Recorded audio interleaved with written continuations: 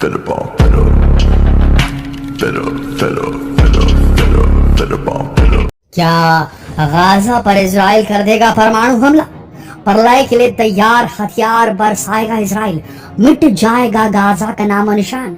Israel की एक सांसद ने युद्ध को हमेशा के लिए खत्म करने का दिया है सुझाव। क्या अब इस तरह से युद्ध को खत्म करेगा इजराइल? आखिर मतलब क्या है डूम्सडे वेपन का, जिसकी चर्चा वायरल हो चुकी है पूरे इजराइल में, जिसे इस्तेमाल करने के लिए आवाजें उठनी शुरू हो गई इजराइल की जनता की तरफ से कि इजराइल की सरकार को गाजा पे डूम्सडे वेपन गिरा ही देना चाहिए। इसका इस्तेमाल करने की सलाह इजरायली सांसद क्यों दे रही? क्या होगा गाजा का भविष्य? आज के वीडियो में हम इस बात पर चर्चा करने जा रहे हैं, तो बस बने रहिए वीडियो के अंत तक।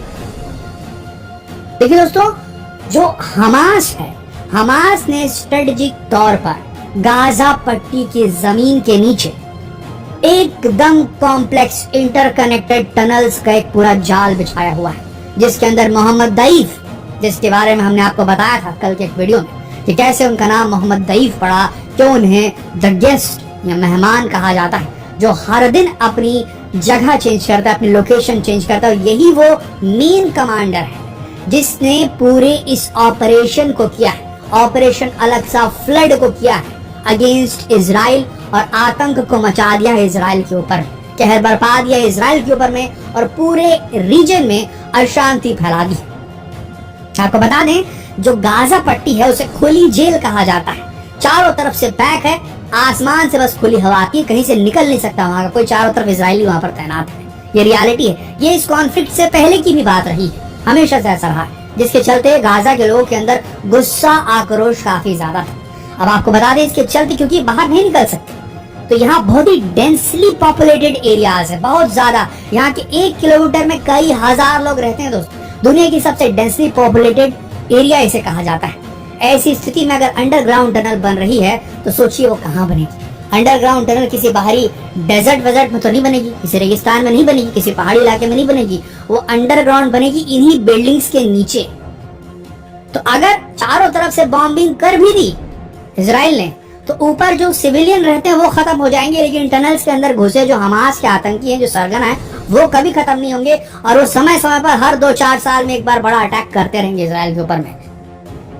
तो इस वजह से वहां के जो सांसद है उनका कहना है कि क्यों ना वहां पर डूम्सडे वेपन, प्रलयंकारी वेपन, यानी कि अल्टीमेट वेपन जिसे हम सब परमाणु बॉम्ब के रूप में जानते हैं, उसे गिरा दिया जाए गाजा पट्टी के ऊपर। इसकी आवाजें उठनी शुरू हो गई हैं।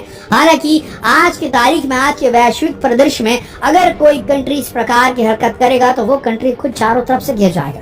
लेकिन यहाँ पर जिस प्रकार का सुपर पावर कंट्रीज की तरफ से सपोर्ट दिखाया जा रहा है इजराइल को लेकर, और इजराइल के साथ जो बर्बरता हुई है उसको ध्यान में रखते हुए, हो सकता है इजराइल ये डिसीजन ले भी ले, कौन जानता है।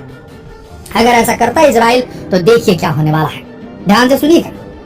इजराइल की लिक्विड पार्टी की सांसद टैली गोटलीब ने एक सलाह ऐसी दी है जिससे पूरी दुनिया में तहलका मच गया है। उन्होंने अपने सोशल मीडिया अकाउंट पर एक पोस्ट शेयर की जिस पर उन्होंने लिखा है कि अब इजराइल को गाजा पर डूम्सडे वेपन, यानी कि उन हथियारों का इस्तेमाल कर देना चाहिए जो कि प्रलय लाने में सक्षम है, और गाजा को हमेशा के लिए कुचल देना चाहिए। जेरिको मिसाइल का इस्तेमाल करने का सही समय आ गया है, ये कहा जा रहा है। अगर आप नहीं जानते कि जेरिको क्या है, तो चलिए पहले आपको इसके बारे में बता देते हैं, जिसके एक प्रहार से हमास का नाम हमेशा के लिए मिट सकता है।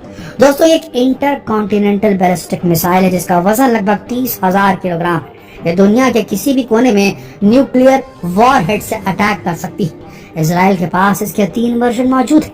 जेरिको, जिसकी मारक क्षमता 1400 किलोमीटर है।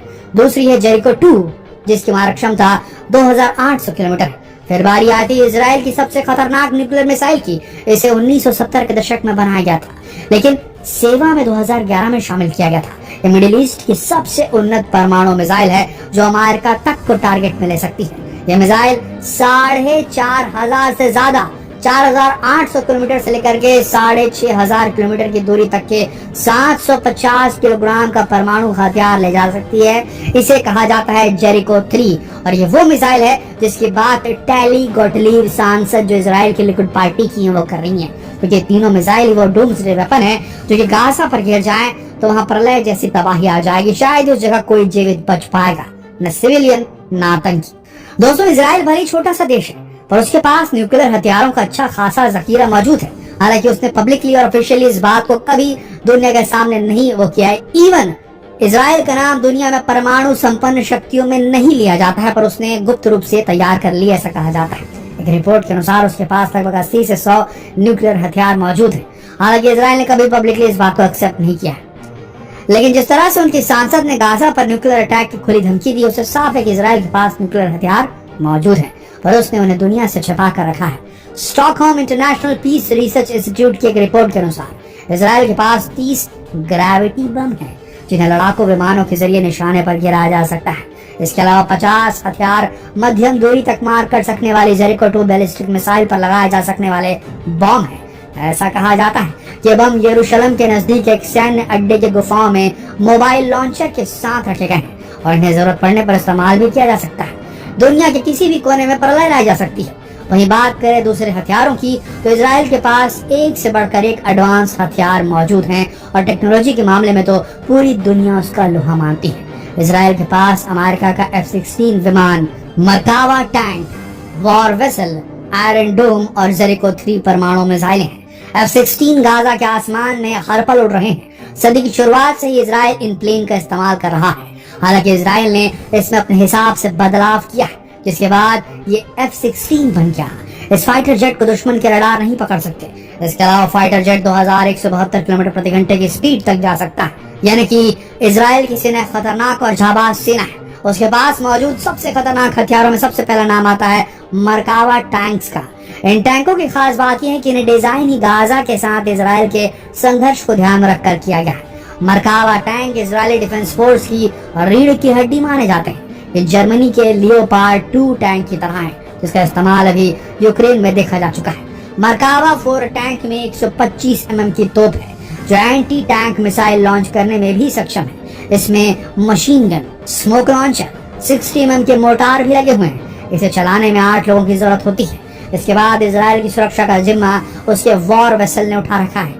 इजराइल का एक हिस्सा लाल सागर से जुड़ा है। यहाँ से इजराइल की रक्षा करने का काम SAR 6 सीरीज के कॉर्वेट बैटलशिप को सौंपा गया है। ये 2000 टन का जहाज है, जिस पर लगभग 20 एडवांस सेंसर, हथियार और कम्युनिकेशन सिस्टम लगे हैं। ये बैटलशिप जमीन से हवा में मार करने वाली बराक 8 मिसाइल दाग सकता है। इसके साथ ये इजराइल की ओर बढ़ने वाले मिसाइल को भी पकड़ सकता है। बात करें इजराइल की हवाई ताकत की, तो MQ-9 प्रेडेटर ड्रोन को दुनिया का सबसे खतरनाक ड्रोन माना जाता है। इसे इजरायली सेना ने अमेरिका से लिया और इसकी मदद से दुश्मन को बिना किसी पायलट के ही निशाना बनाया जा सकता है। इस ड्रोन की मदद से लॉन्ग डिस्टेंस टारगेट को भी आसानी से मार गिराया जा सकता है और इस सैटेलाइट टेक्नोलॉजी पर काम करता है। इसके अलावा इजराइल सेना के पास F-16I सूफा नाम का खतरनाक फाइटर जेट है, जिसे इजरायली सेना की जरूरत के अनुसार तैयार किया गया है। हिब्रू भाषा में सूफा को तूफान भी कहते हैं और ये फाइटर जेट तूफान की रफ्तार से दुश्मन पर हमला करने में सक्षम है। ये फाइटर जेट कई खतरनाक मिसाइल और बम से लैस है और इससे दुश्मन को आसानी से धूल चटाई जा सकती है। एक्सपर्ट का यह भी कहना है कि इजराइल की सेना वक्त पड़ने पर ड्रोन टेक्नोलॉजी का इस्तेमाल भी कर सकती है। दोस्तों, इन सब हथियारों के साथ इजराइल के पास एक ऐसा एयर डिफेंस सिस्टम है जो कि उसे फिलिस्तीन की तरफ से किए जाने वाले हवाई हमले से बचाता है, जिसे आयरन डोम कहा जाता है। इजराइल के पास आयरन डोम सुरक्षा सिस्टम है जो पूरी दुनिया में फेमस है। ये हवा में ही रॉकेट को नष्ट कर देता है। फिलिस्तीन की ओर से आने वाले रॉकेट को ये साल 2011 से ही रोकता रहा है। आयरन डोम रॉकेट के रास्ते को देखकर ये समझ लेता है कि ये कहाँ गिरेगा। अगर कोई ऐसी जगह रॉकेट गिरने वाला हो जहाँ लोगों की जान जा सकती है, तो एक मिसाइल उसे तुरंत नष्ट कर देती है। वही हमास आज भी युद्ध के लिए पुराने और अनकन्वेंशनल तरीके आजमाता आ रहा है और ना ही उसके पास इतने एडवांस टेक्नोलॉजी के हथियार हैं। साथ ही इजराइल के पास मौजूद हथियार उसे फिलिस्तीन के आगे काफी ज्यादा मजबूत बना देते हैं, जिसके चलते इजराइल की जीत पक्की है। ऐसे में क्या सच में इजराइल को फिलिस्तीन पर न्यूक्लियर अटैक करने की जरूरत है? क्योंकि हमास खुद इस जंग का अंजाम जानता है। ऐसे में न्यूक्लियर हमले से केवल आम लोगों की जान जाएगी और कोई शायद लाभ नहीं होगा। दोस्तों, आपको क्या लगता है, क्या इजराइल को गाजा पर न्यूक्लियर अटैक करना चाहिए? हालांकि ये सवाल सही नहीं है, क्योंकि न्यूक्लियर हमला अगर हुआ तो दोस्तों बड़ा रिपरकशन हो सकता है। दुनिया के दूसरे देश इजराइल पर हमला बोल सकते हैं और न्यूक्लियर वेपन का इस्तेमाल इस एरा में, इस युग में अगर कर दिया जाए, जैसे कि मोदी जी ने कहा था, this is not the era of war. अगर न्यूक्लियर वेपन का इस्तेमाल होता है तो इसका दूरगामी असर होने वाला है। दोस्तों, आपकी इस बात पर क्या राय है नीचे कमेंट सेक्शन में लिखकर जरूर बताएं। जितना हो सके इस वीडियो को शेयर करें फेसबुक पर, व्हाट्सएप पर, यूट्यूब पर। जल्द मिलते हैं आपसे अगले वीडियो में, तब तक आप सबका इस वीडियो के अंत तक fellow, fellow, fellow, fellow bomb.